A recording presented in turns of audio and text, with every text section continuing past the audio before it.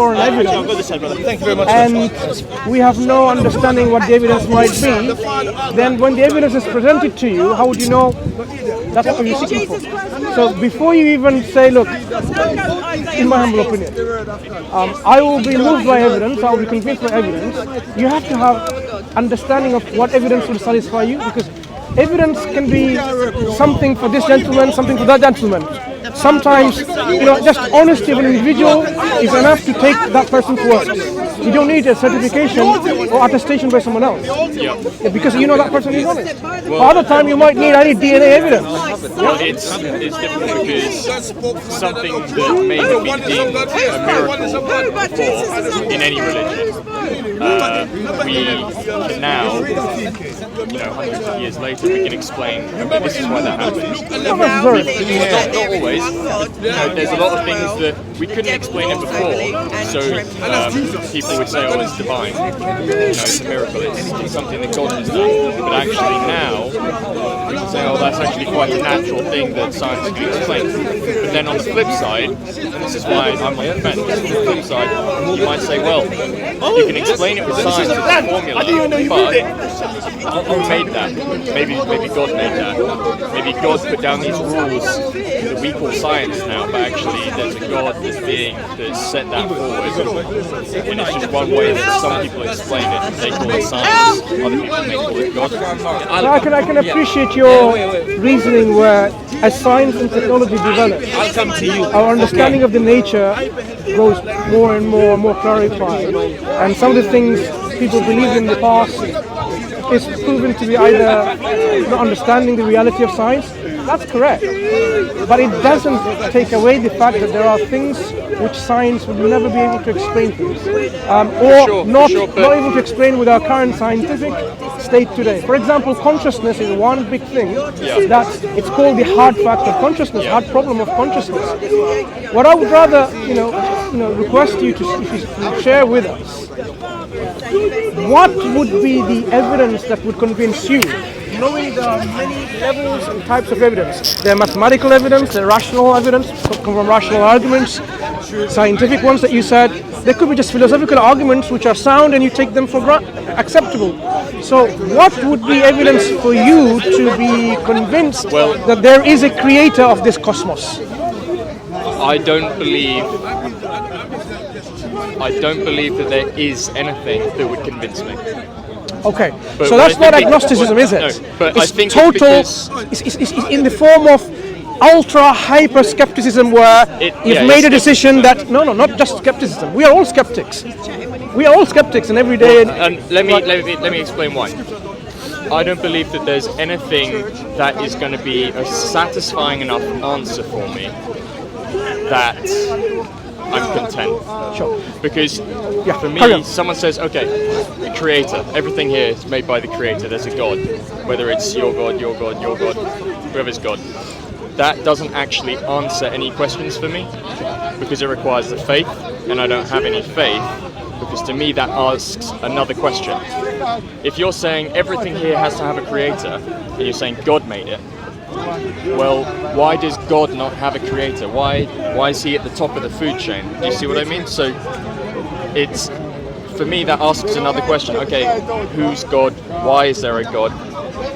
Did something else make God? What came before that? If you're always asking the question, okay, why is this here? Something made it. Well, why is there going to be one thing that doesn't have a creator?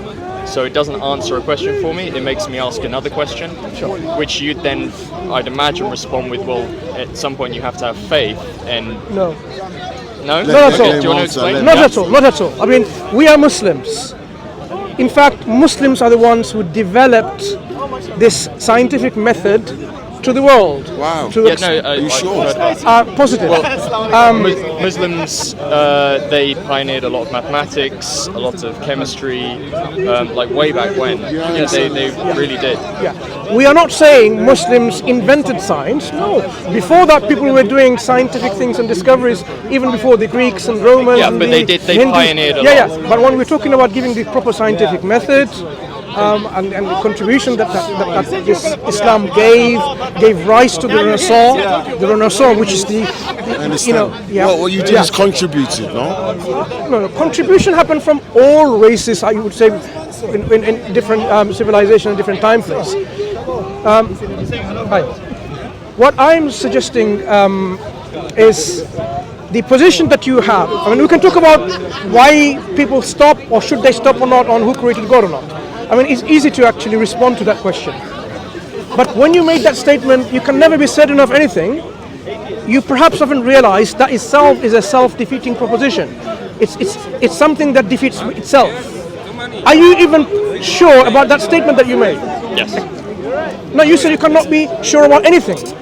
No, but I'm sure. Let me I will rephrase. always have another question. Let me rephrase. In terms of your agnosticism, you said you can never be sure or certain about anything.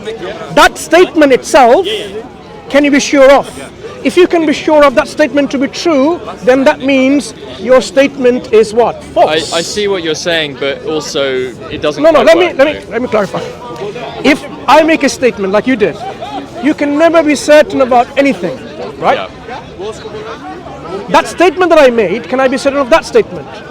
By my own definition, I have to be skeptic of my statement itself. That means what I'm talking about is purely something that I don't even know what I'm saying.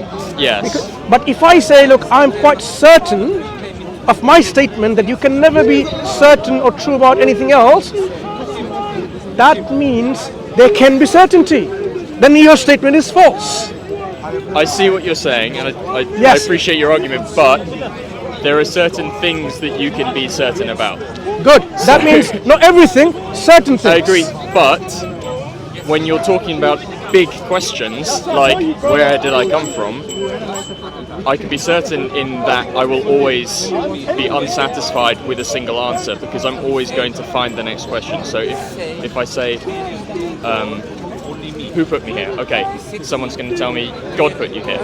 This is why God put you here. That's a leap of faith in the first place. It's a leap of faith, but that's what I'm Based on saying. what? I don't have that. I can't Right. take that leap of faith. Okay, how about using rational arguments now without any faith whatsoever to answer that question? Would that be reasonable? To answer which question? Why am I here? The question about God. When you say people say, oh, God created it, Yeah. and you said, why don't we go to the next step? Who created God? Yeah? Well, yeah. So who created God? Sure. Does God have a God? Okay. Do you see what I mean? This question, It depends on your concept of God. Yes. We don't have enough intelligence to understand the full concept of God and the Creator. But that reason, that's why I don't agree with it. Because our understanding is limited to what we can see around us. So everything that we see around us, that's what we can relate to. So when in the Quran it describes heaven and hell, it can only describe it in terms of what we can see and what our intellect will allow us to see. Whether that is a concept of that is different. So do you understand what I'm saying? No, thank you, but I have a different approach. I would say I have a that different approach altogether. widely, God is generally perceived as being the creator. However you label that, is generally the creator. Let's take it step by step. Did you ask me a question? Who created God? Is that a question? But that was more of an example of, No. for me, it When, asks a question. when people ask who created God, do you think this is a question or a statement? Well, it's a question. Very good. The difference between a question and a statement is a statement doesn't need an answer. It's just today is Sunday. Yeah. You don't need to answer anything because nothing's been asked or inquired. A question is trying to answer something. Yeah. So all questions, to be questions, must have potential answers. Do you agree? Yeah. A question to be a valid question, they must be free from internal contradictions. What I mean by that, if I asked you, how many legs does the sun walk upon, 2 or 3? I've asked you a question, Well, I tell you that we know the sun doesn't have legs. and I asked you, so you answered a question which I didn't ask, which was, does sun have legs? And your answer is, the sun doesn't have legs. But I asked you a different question. how many legs does the sun walk upon? 2 or 3? So my question already had potential answers embedded within it. Yeah. 2 or 3 legs. 2 or 3 legs. Now, you are already restrained to answer either by 2 or by 3. Yeah. So, is my question a valid question? Well, it's not an open question. No, is it a valid question? Any question is valid, whether it's open or closed. Nope. You asked me a closed question because you were confining the answers. Yeah. The reason when I say validity of a question to be valid must be, as I said, it has to have certain characteristics. Because if you do a multiple choice test that has set answers, I'm going to ask you a those are still question now. questions. I'm going to ask you a question. Today is Sunday. Answer. That's not a question. That's the statement. Is it a valid question? Well, it's not a question. Is it a valid question? Well, it's not a question at all. Why not? Okay, You let me said ask today is Sunday. Okay. Full stop. That's not a question. No. Today is Sunday. Okay, that's now a question. Right. Yes. So you are interpreting that I mean is today Sunday, but I didn't say today's Sunday. But you've just used that as an example, but it's actually proved my point that the other question was still a question. It's a valid question. No. But it's not. Let me tell you it's why. Closed. Let me tell you the validity comes from. A question to be valid must be free from internal contradictions. If a question has But embedded, who says this? Where's this come from? if you have a question which has these potential answers, for example, a married bachelor is 22 years old. Is a married bachelor 22 years old? From the information you've given me, yes. Can you have a married bachelor? Married be bachelor. Okay, right. I see what. Right. Okay, you tricked me. That's the question, no? Well, you could still act like a bachelor if you're married. No. Look, if you are married, you're not a bachelor. Yeah. If you're a bachelor, you're not married. If you're married and you're divorced, you're widowed, you're not a bachelor. Okay? You're already with a designation called widowed. Yeah? Yeah. So internal contradictions invalidates a question to be a valid question. That's something people don't think about it. They say, oh, anything with a question mark at the end is a valid question, but it's not. So when people ask who created God, to be a valid question, it has to have potential answers, and that's what we're going to go through, and it must be free from contradictions. If the concept, as you said, if the concept of a creator is the creator is uncreated as a concept, then somebody asks who created the uncreated is a meaningless statement, invalid. Well, who created the uncreated? Well, that's my point. It's not a valid question. If you can't answer that, then saying that God is the answer you need No. is not the answer. Any question. It's like, who's the father of Santa Claus? Santa Claus is just a fantastical figure from mythology. Yes. Maybe Saint Nicholas was there, but we're not talking about Saint Nicholas. We're talking about Father Christmas, who comes down through the chimneys and bring presents. We know that's not true. Asking who's the father of this. But why do we know that's not true? Okay. In this coming weeks. But do you see what I mean? Wait a Because second. you Wait a can't second. prove that. In this coming weeks, right? Children will see presents in their stockings hang around on the walls and in their rooms, and they were told Father Christmas came down through the chimneys. You believe that's true? Well, kids believe Well, it. no, I don't. Hang on. Because I know it. Do you believe it's true? No, I don't believe it's true. Why don't you believe it's true? Because I know that it's not true. Okay, fine. So you have knowledge. So do I. So knowing that this is not true, but this is just some people giving, some kind of belief statement, we need to understand likewise when we say there is something called a concept called uncreated, and then asking who created the uncreated is a meaningless statement. It's like asking, okay, But why? But why is it meaningless? because uncreated means, as a concept, there is no creator for that thing.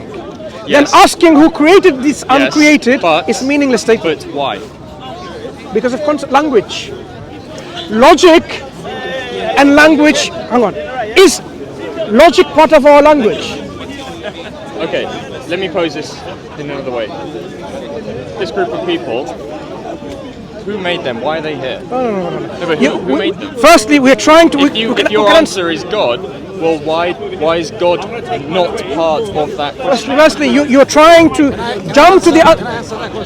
No, later, please. We're trying to jump to the answer at the end. I'm trying to give you some framework in which we can understand how to answer questions like this when they ask. When we have a concept, for example, true and false, right? Yeah? True and false. Can something be true and false at the same time?